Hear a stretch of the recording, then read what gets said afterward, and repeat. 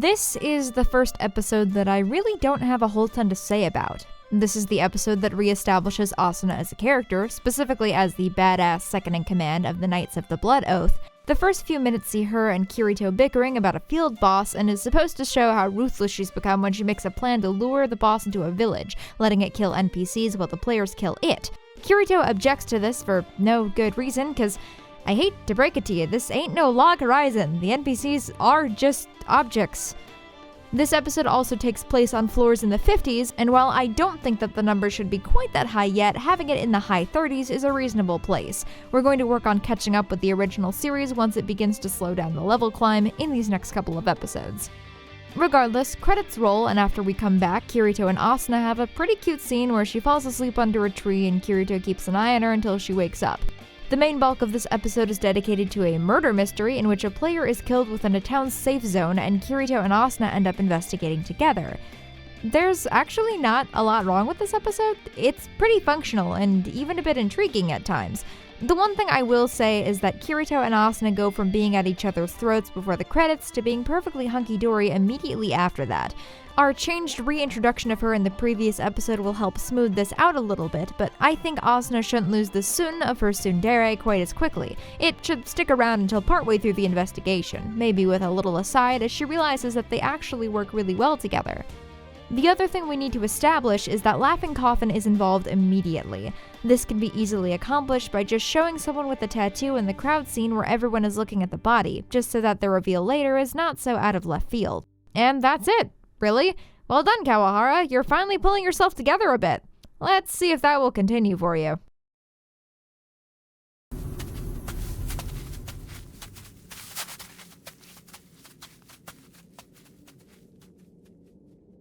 Being the conclusion to the previously established arc, I also only have a few small changes to make. In this episode, Kirito and Asuna figure out how the murders were accomplished, and we cut away to our two victims, who had actually faked their deaths, confronting their former guild member about a murder committed in the past. Our two main characters state that their role in the case is done, but then Kirito immediately shows up riding a horse like 2 minutes later. Laughing Coffin comes in and smirks a bit before fucking off, and the true culprit of the original murder is revealed to be a jag named Grimrock who had his wife killed because now that they were in a game she wasn't his perfect little wifey anymore and actually started kicking ass. This is not me being hyperbolic. The show views this as utterly ridiculous as well, so it's all good. He confesses to the crime and is led away, and Kirito and Asuna have a cute minute before they see the ghost of the original victim, and the episode ends. The only really major thing I want to change is the sequence of some events as we see them. In the episode, Kirito states that their job is done, then he shows up on a horse, then he tells us how he realized at dinner after the first scene that he needed to show up in the first place. It's trying to do a flashback when a flashback really isn't needed. It would be much more effective to show Kirito and Asuna make the realization in the restaurant right at the moment when it looks like one of the guest characters is going to die for real, and then have him show up on the horse. This order would build tension much more effectively and give us a better payoff when we realize that the restaurant scene was actually not in real time and Kirito was able to make it. I have one or two smaller notes as well. Asuna says like one line to Grimrock and then he immediately realizes what he did was horrible. Yeah, generally speaking, assholes aren't really inclined to pick up on the fact that they're assholes so easily. I think the intention was that Asuna's one line was supposed to be so biting that that was all she needed to say, but it isn't. So give her a couple more lines to say to him. And finally, this one's from Dragon specifically. He has a major problem with the ghost appearing at the end, mostly because it is never explained what it is. By all accounts, this is a hardcore sci-fi story where all of the fantasy elements are explained, so a legit ghost of a player probably shouldn't exist here. His proposed solution is that either the scene is supposed to be symbolic and we need to make that more clear, like, not have the characters see her, or that she's probably a glitch caused by the game somehow remembering her model or something like that. Either way, once they see her, Asuna should ask what the fuck that is, and Kirito should offer an explanation. This can also be a good way to introduce us to the fact that Kirito knows a lot about computers, which will be relevant later. Hello everyone, it's the super rare, shiny editor hog here. I'm hiding in the tall grass. I just decided to interrupt your perfectly acceptable episode to let you know that I have a Patreon. Wow, But no, specifically is that I'm doing a poll on the Patreon to vote for the next video that I'm going to be making. You can get access to this poll for only $1 singular a month. So there's literally nothing stopping you from going to the Patreon, donating $1, and then promptly canceling your patronship. That would be shitty, and I would cry. Do you want to make me cry? 'Cause you're gonna make me cry. Okay, I just look constipated.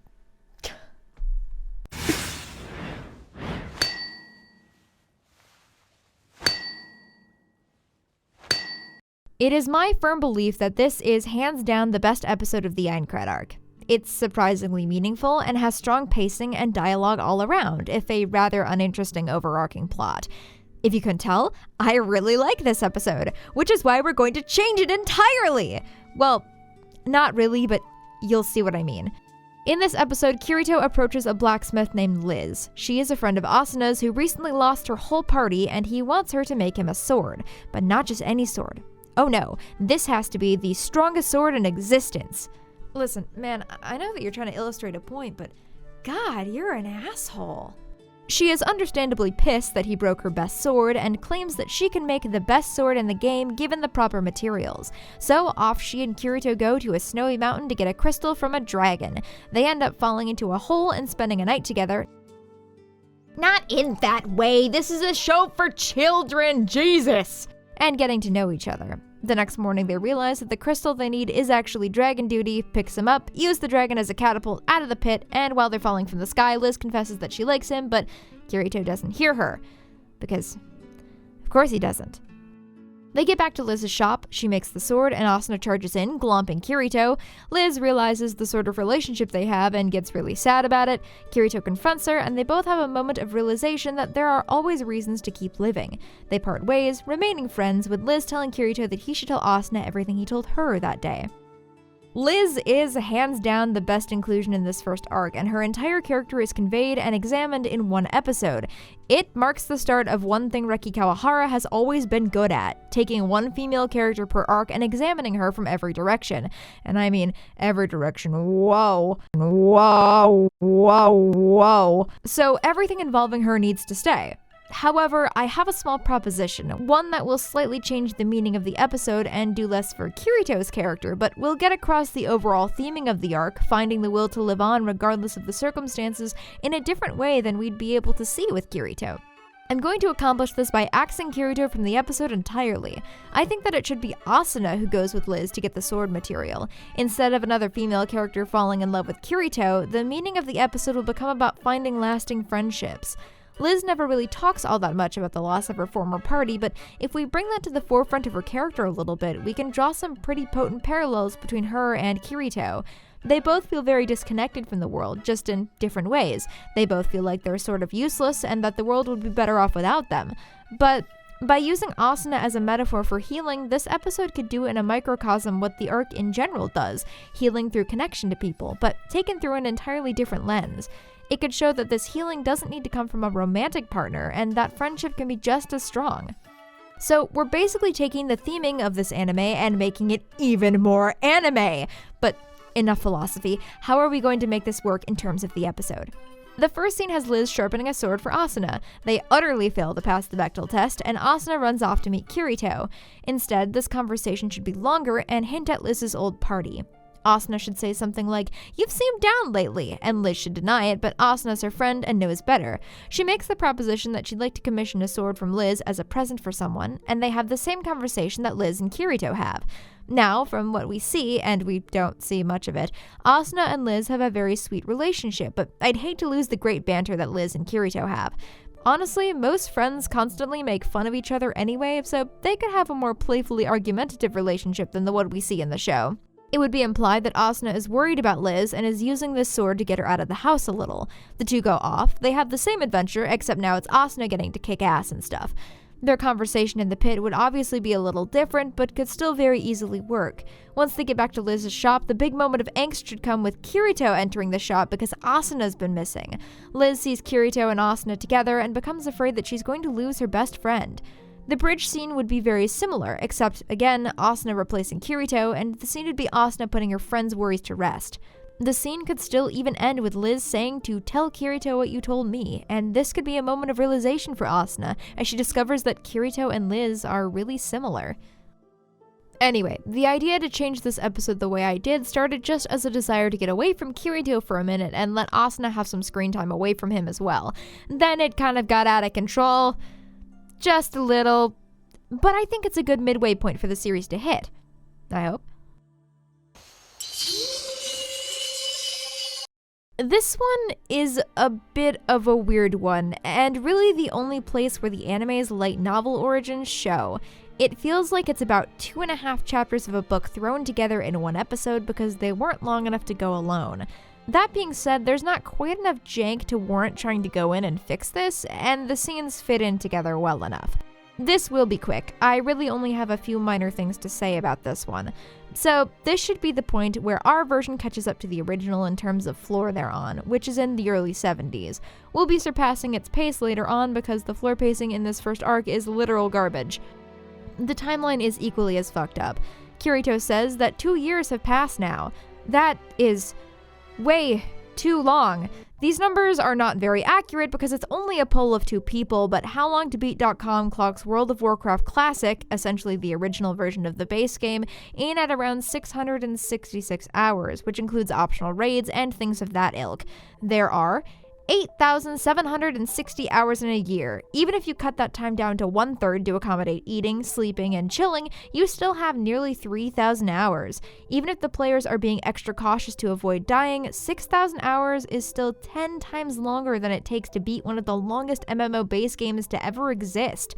So, we're gonna bring that time scale down a little bit, Chief. We'll be generous and say 1 year. They have been in the game for 1 year now.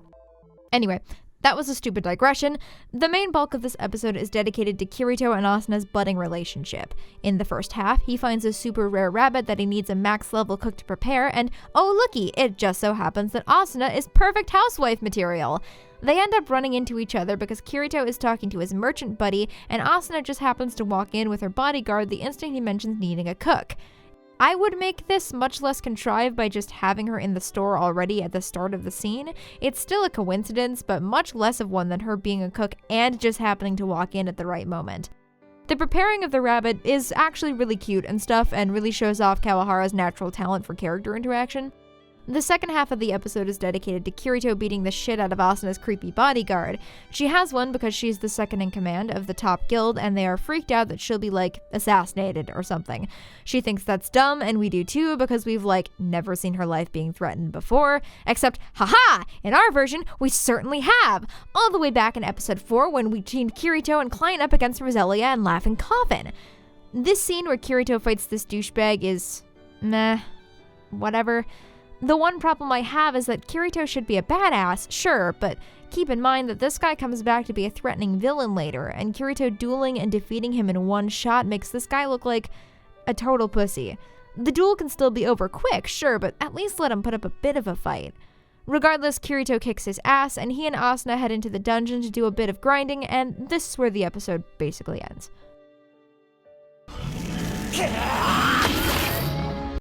Most of this episode is dedicated to watching a bunch of randos get killed and fighting a random boss, also that Kirito can reveal his super special skill. There's some good things here, don't get me wrong. Kirito and Asuna bonding over the science behind recreating food flavors from the real world is super adorable, and I wish we had an anime based around that concept instead. Then again, I'm also a bit weird. Klein also shows up, which in the original is just treated as a kind of awkward, oh, guess Klein's here as well, but in our version would act more like an actual reunion. Could have a nice bro moment between him and Kirito, maybe a small scene where Asuna and Klein talk and Klein mentions something along the lines of, wow, he seems a lot happier than he used to. Must be because of you. You know, make Asuna realize that she might actually be really important to this guy. Could be nice. Anyway, some random jags who are apparently from the other really huge guild, one that is considerably more shady than the Knights, shows up, and it's clear that their commander has been working the shit out of the soldiers, who he then leads into a boss room, like an idiot. I don't really know what the point of that detail is other than to tell us that this guild sucks, but all of that only leads to a minor subplot a few episodes on, only for us to learn that they're not as bad as they seem. I have no idea why any of this is here, but okay, unless I also want to dismantle that entire episode later on, there's nothing I can really do about it. Anyway, the Jags get decimated, and Kirito, Asuna, Klein, and his guild run in to save the day. At first they're kicking ass, but eventually the boss gets the upper hand on them and takes all of the main characters out of the fight, except for Kirito, who's hanging on with a sliver of health. He decides to use his ultimate secret weapon, takes out his second sword, the one that Liz made him, and uses both the swords. Whoa! He passes out and wakes up again to find the battle over. When questioned how he can wield 2 swords, Kirito explains that it's just a skill that showed up in his profile one day and that's unique. This is the dumbest fucking thing I have ever heard. People don't just randomly get special skills in video games. Of course, this is explained later on as Kayaba thinking that Kirito might just be the one to beat the game, so he gave it to him on purpose. But that's also dumb, because we're never given a reason why Kayaba made this game in the first place, so why would he give someone a special skill that will make it easier to beat the game? I hate this!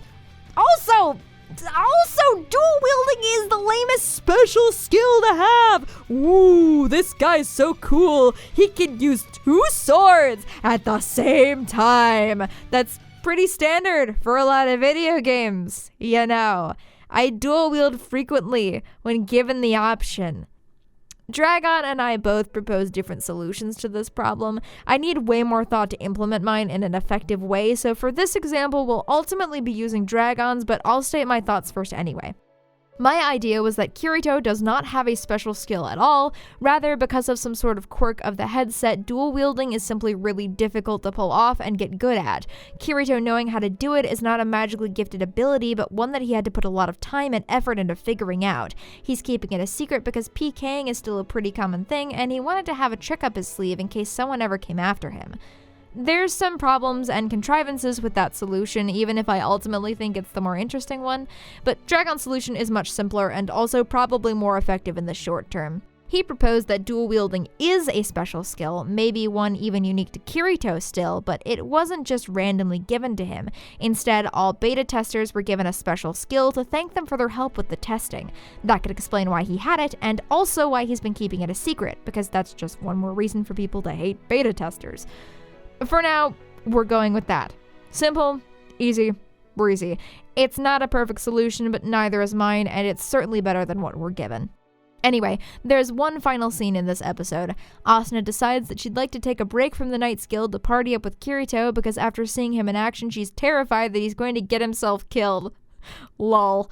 In our version, this should act as the major turning point in Kirito's mentality, as he realizes that he actually has someone who cares about him now, so he has to live for her and can't do dumb, reckless shit anymore. But there's a problem. Heathcliff, the leader of the Knights, doesn't want Asuna to leave because she might be their best chance at actually beating this game. So they agree to have a gentlemanly duel for her honor. If Kirito wins, he gets Asuna. If he loses, he has to join the guild. That's kinda dumb, but okay, let's fix this bad boy up. In our version, Asuna still wants to party up with Kirito, if you know what I mean, but hasn't mentioned it to the guild yet. The problem is that Heathcliff has inferred that Asuna might be trying to pull something like this and sees it as an opportunity. Our version's Heathcliff is going to be more outwardly conniving so that the ultimate twist of his identity is still out of left field, but not quite as much. Instead, their meeting would actually be about Heathcliff wanting Kirito to join the guild, but Kirito, of course, doesn't do that kind of thing anymore. Heathcliff would try to make the argument that it's getting tougher and tougher to be a solo, and Kirito would respond that he's doing just fine, thanks. Alright, says Heathcliff, prove it. Let's have a duel. If you lose, though, you're joining the guild, for your own safety, which might cause a little dissonance in Asuna's brain. What if he wins? Well, if he wins, he can take anything he wants. He won't explicitly say that he's going to take Asuna, but he's going to take Asuna. It's a couple of small changes, but by adding these little intricacies, the mental battle turns from fighting over a girl to fighting for your freedom and that of the girl. But also, the guildmaster does have a point. It would be safer for Kirito in the guild, and Asuna's already been worried about that. Maybe she alone won't be enough to keep him safe. So, you see, there's now a lot more going on here, and the stakes of this fight have been raised dramatically. This will also help Heathcliff leave a stronger first impression, because as it stands, he really doesn't leave all that much of one. And for, spoiler alert, the main villain of this arc, he'd fucking better.